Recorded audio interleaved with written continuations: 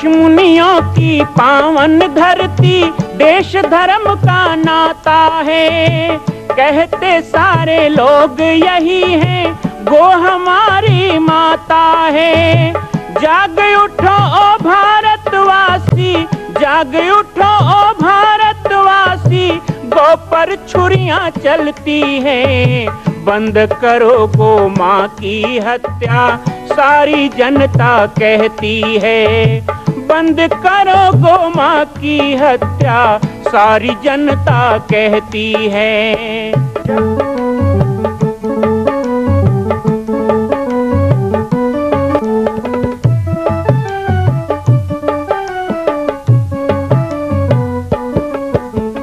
जगह जगह पर बूचड़ खाना, लाखों गौएं कटती हैं। किसे सुनाए व्यथा हमारी, नैना नीर बहाती हैं। रक्षा करना गौ माता की, रक्षा करना गौ माता की, गीता ज्ञान सिखाती है।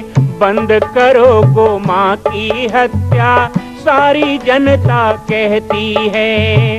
बंद करो गो माँ की हत्या, सारी जनता कहती है। जय श्री राम, जय गो माता, जय गोपाल। बाबा जी की पाती कार्यक्रम में आप सभी का स्वागत है। विगत दिनों आप सभी ने इस कार्यक्रम में माँ कौशल्या जन्मभूमि मंदिर निर्माण की कहानी लगातार श्रवण किया। इसके पश्चात गो पंचामृत के कार्यक्रम को भी आप सभी ने बहुत स्नेह दिया, इसके लिए हृदय से धन्यवाद। 8 अगस्त को होने वाले मेरे जन्म दिवस पर संपूर्ण भारतवर्ष के संत महात्माओं के आशीर्वाद प्राप्त हुए और इसी के साथ भक्तों की शुभकामनाएं भी। बाबा जी की पाती कार्यक्रम में लगातार 1 अगस्त से लेकर 11 अगस्त तक ये कार्यक्रम धारावाहिक के रूप में प्रकाशित हुआ। आज हम आप सभी को समसामयिक विषय से जोड़ रहे हैं। सभी जानते हैं वैश्विक महामारी कोविड-19 अर्थात कोरोना के कारण आज पूरा विश्व त्रसित है। कोरोना के बढ़ते हुए संक्रमण काल को देखते हुए पुनः एक बार इच्छा हुई कि क्यों ना हम पिछले दिनों अपने बोले गए वक्तव्य को आपके सामने रखें। IDP चैनल के माध्यम से जो मेरे कार्यक्रम को प्रसारित किया गया था उसे आज हम बाबा जी की पाती में आपके साथ साझा करेंगे। मैं आप सबसे चाहता हूं कि कोरोना के वैश्विक महामारी से आप सभी लड़ने में सहायक बने, एक सिपाही की तरह बने। पाटेश्वर धाम ने चाहे PM फंड हो, राज्य सरकार की सहायता कोष हो, या फिर सीता रसोई के माध्यम से विभिन्न स्थानों पर सेवा कार्य हो, या फिर इस कोरोना काल में लोगों के मानसिक संतुलन को बनाए रखने के लिए ऑनलाइन सत्संग, बाबा जी की पाती और बहुत सारे फेसबुक, यूट्यूब लाइव कार्यक्रम किए। इसी कड़ी में IDP चैनल के द्वारा एक सुंदर सा साक्षात्कार हमारा लिया गया है। आप आइए, आप सभी अवलोकन करें और इन बातों से आप लाभ लें। मैं राम बालक दास महात्यागी, बाबा जी की पाती कार्यक्रम, पाटेश्वर धाम, छत्तीसगढ़। जय श्री राम, जय गो माता, जय गोपाल। आज आपको मिलवाते हैं एक ऐसे बाबा से जिनकी महत्ता प्रदेश ही नहीं बल्कि पूरे देश और विदेशों में भी फैली हुई है। डोंडी लोहारा से 20 किलोमीटर दूर स्थित है जामड़ी पाटेश्वर धाम। घने जंगलों के बीच इस धाम में निवास करते हैं बाबा बाल योगेश्वर राम बालक दास। इनका उद्देश्य है गौ रक्षा और गौ सेवा करना। आसपास के लोग ही नहीं बल्कि देश विदेश के साथ साथ ऐसे कोई भी नेता मंत्री नहीं जो इन बाबा के शरण में नहीं आते हों। क्यों इतने घने जंगलों में बाबा ने अपना बसेरा डाला है? इस धाम को बनाने के पीछे क्या है इनका उद्देश्य, जानते हैं बाबा से। लेकिन इससे पहले आपको बता दें कि पूरे देश भर में जारी लॉकडाउन के बीच बाबा राम बालक दास व्हाट्सएप ग्रुप के माध्यम से समाज के सभी वर्गों से जुड़ते हैं और ऑनलाइन प्रतिदिन आधे से 1 घंटे सत्संग करते हैं। देखिए, जो जामड़ी पाटेश्वर धाम यहाँ पे है, डोंडी लोहारा से 20 किलोमीटर दूर हम जंगल में आते हैं तो एक बियाबान जंगल के अंदर हमको एक स्थान मिलता है जो आश्रम के रूप में विकसित हो रहा है। तो इसकी कोई ऐसी परिकल्पना नहीं थी। 1975 में यहाँ पर हमारे पूज्य गुरुदेव राजयोगी बाबा जी आए, तब ये घनघोर जंगल था। तो वो नई दिल्ली से चले थे, उनके मन में इच्छा थी मैं कहीं जंगल में रह कर के लोगों से दूर रह कर के साधना करूँ। तो उन्होंने इसको अपना साधन केंद्र बनाया। एक यहाँ पे धुनी उन्होंने जलाई, एक यहाँ पे पानी का कुंड है जो कभी पानी उसका सूखता नहीं है, तो धुनी उन्होंने जलाई, तो वो अभी भी चैतन्य है। 45 साल से वो धुनी जल रही है।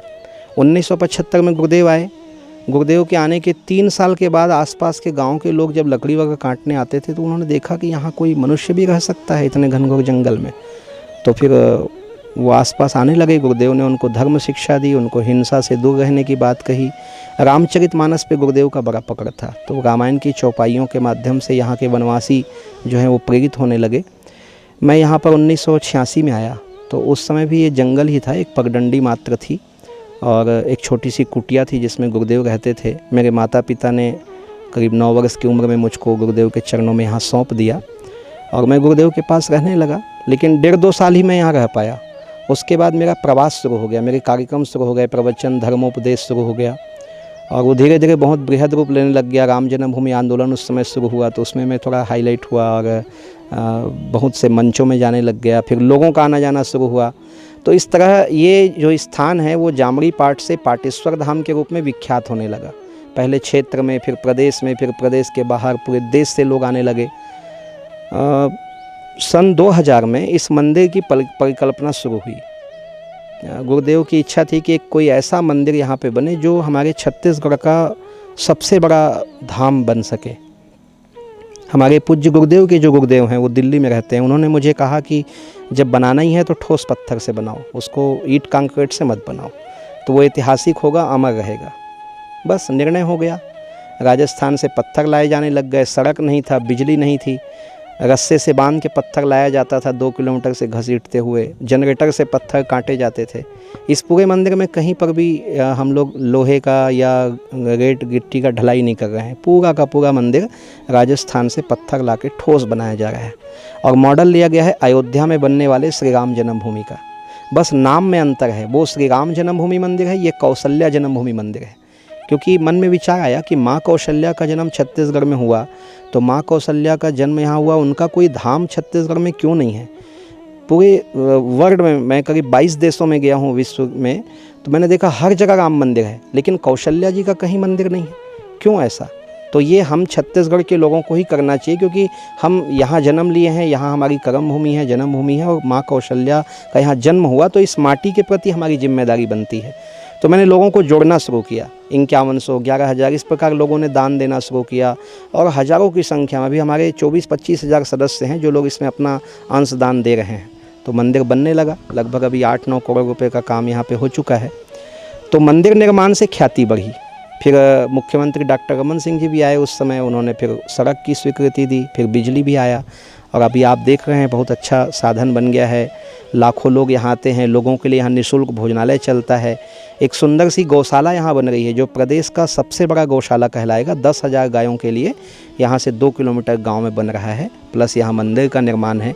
ऊपर पहाड़ी में मंदिर है बाबा पाटेश्वर, जिन पे हमारे जो आदिवासी समाज की आस्था है, वहाँ तक जाने के लिए 400 सीढ़ी बनी हुई है, वहाँ भी मंदिर बना हुआ है।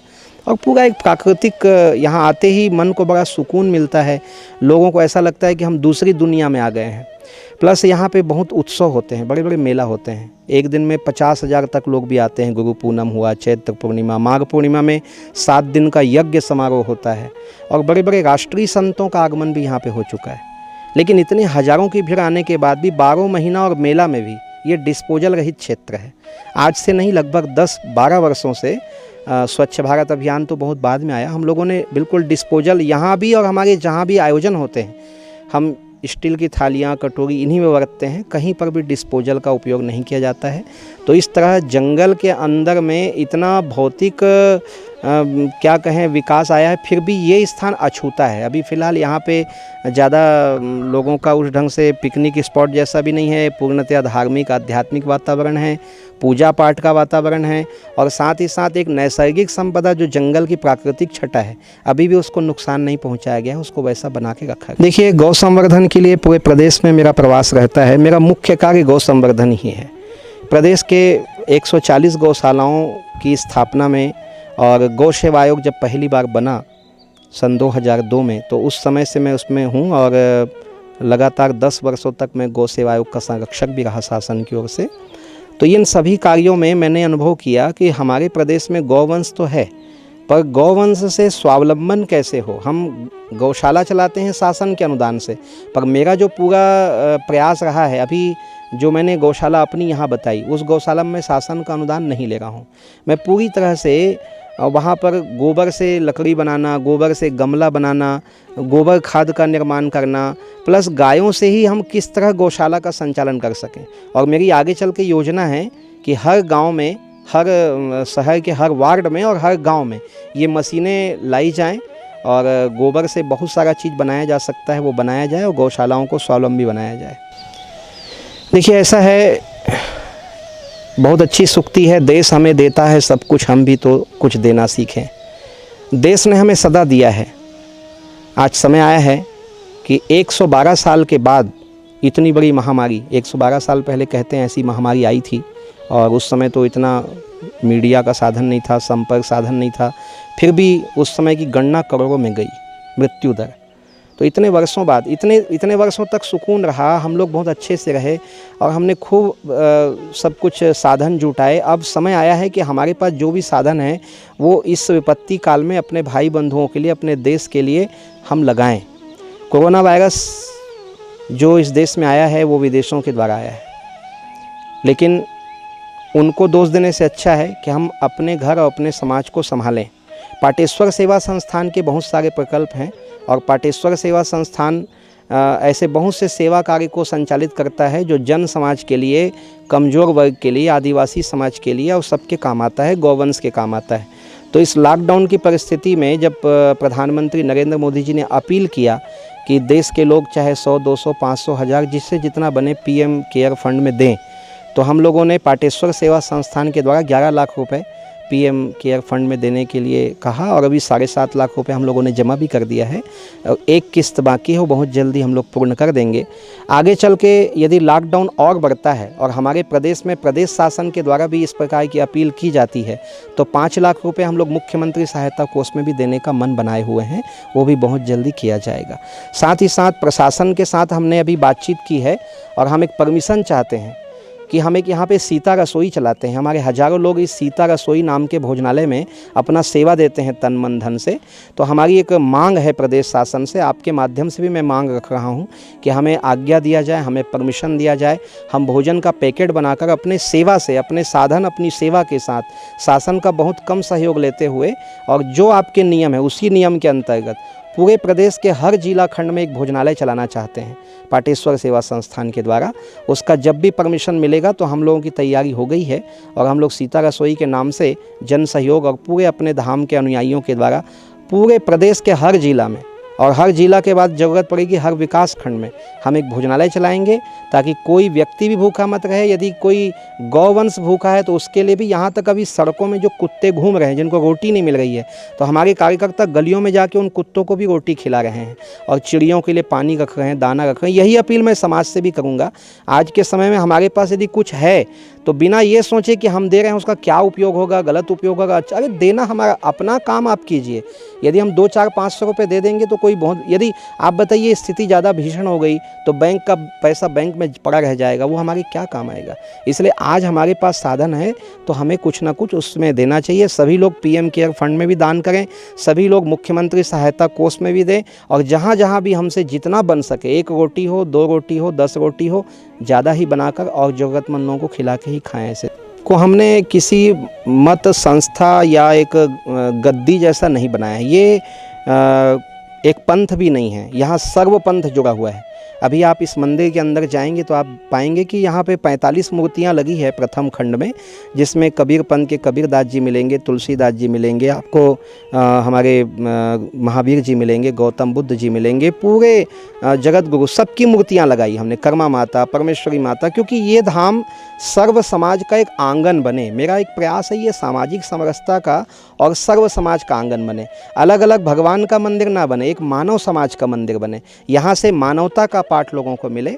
तीर्थ बहुत बड़ा बनेगा ऐसा मैं नहीं सोचता हूँ, लेकिन इस तीर्थ के द्वारा बहुत बड़े बड़े काम और सेवा प्रकल्प चलें। मैं राम बालक दास महात्यागी पाटेश्वर धाम सेवा संस्थान का मैं संचालक हूँ। और तो अभी के लिए बस इतना ही, तब तक के लिए हमें दीजिए इजाजत और इसी